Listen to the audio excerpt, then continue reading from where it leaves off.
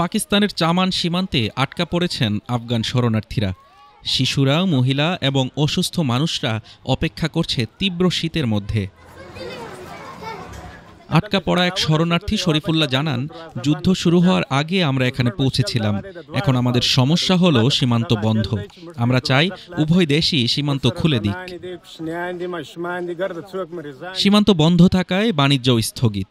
পাকিস্তান ও আফগানিস্তানের মধ্যে উত্তেজনা বেড়েছে।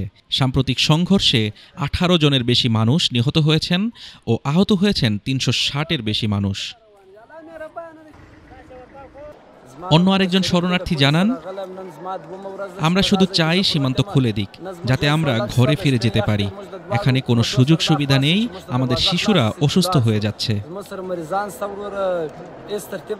সীমান্তে উত্তেজনা এখনও অব্যাহত, তবে কাতার ও সৌদি আরবের মধ্যস্থতায় 48 ঘণ্টার সাময়িক যুদ্ধবিরতির ঘোষণা দেওয়া হয়েছে। শরণার্থীরা জানান মানবিক সহায়তার আহ্বান। সীমান্ত খোলা হোক, নিরাপদ হোক শিশুদের জীবন। Desk report, Dhaka today.